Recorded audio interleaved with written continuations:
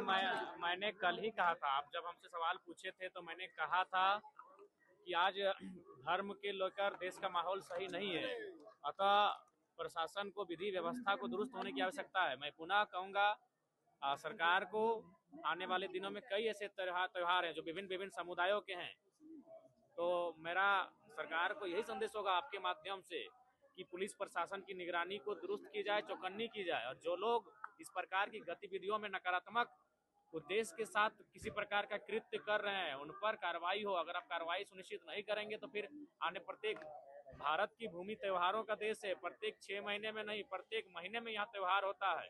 तो इसलिए अगर आज इन मामलों को संज्ञान में लेकर सरकार अगर अपने आप को चौकन्नी नहीं रखती है तो आने वाला दिन बहुत खामियाजा भुगतना पड़ेगा। हजारीबाग की घटना को जिन्होंने भी अंजाम दिया है उन पर कार्रवाई हो। की निसंदेह पेपर लीक हुए हैं और कहीं ना कहीं उन पेपर लीक में जो लोग सामने आएंगे वो बड़े चेहरे हो सकते हैं, या उनकी जो पहुंच है या तो उनका संपर्क काफ़ी दूर तक हो सकता है। अगर वे लोग सामने आएंगे तो बहुत सारे रहस्यों से पर्दा उठेगा। लिहाजा प्रशासन कहीं ना कहीं अपनी जिम्मेवारी को ठीक से निर्वहन नहीं कर पा रही है।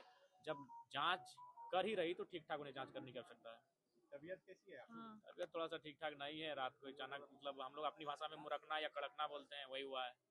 क्रिकेट आज खेल रहे हैं, वो खेलेंगे। रिम्स में व्यवस्था कैसा है? इरफान जी को क्या बोलेंगे? देखिए इरफान जी को यही बोलेंगे कि वो अपना इलाज रिम्स में ही कराएं और अपना थोड़ा सा मानसिक संतुलन के इलाज कांके में कराएं।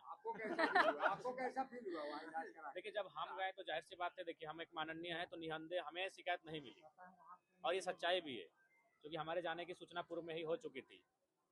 तो लिहाजा जब कोई माननीय जाते हैं, जैसे मंत्री महोदय जाते हैं, इरफान दा जाते हैं, तो ताम झाम के साथ जाते हैं, अंगरक्षक रहते हैं दुनिया भर के, सायरन बजा के जाते हैं, तो लोग चौकन्ने हो जाते हैं। अगर सही में व्यवस्थाओं को जानना है, देखिए रिम्स की हम आलोचना कर सकते हैं, रिम्स के खिलाफ नहीं जा सकते रिम्स, क्योंकि हमको मालूम है रिम्स हमारे राज्य के करोड़ों लोगों की उम्मीदें हैं, जहाँ से वो अपने परिवार के उचित इलाज की आस देखते हैं। मैं उनकी आलोचना करूंगा। अगर वहाँ व्यवस्था ठीक नहीं होगी, डॉक्टर की सुविधा नहीं होगी, दवा की सुविधा नहीं होगी, मैं आलोचना करूंगा। लेकिन मेरा तो प्रयास रहेगा कि रिम्स को दुरुस्त किया जाए और राज्य में ऐसे ऐसे और रिम्स आए। तो इसलिए मंत्री जी को चाहिए कि वो अपना परिवेश को, अपने पोशाकों को, अपने परिधान को बदल कर जाए, किसी को पता ना चले कि इरफान अंसारी आए हैं, तभी वास्तविक जो स्थिति है उससे वो अवगत हो पाएंगे। News of Jharkhand, like share subscribe.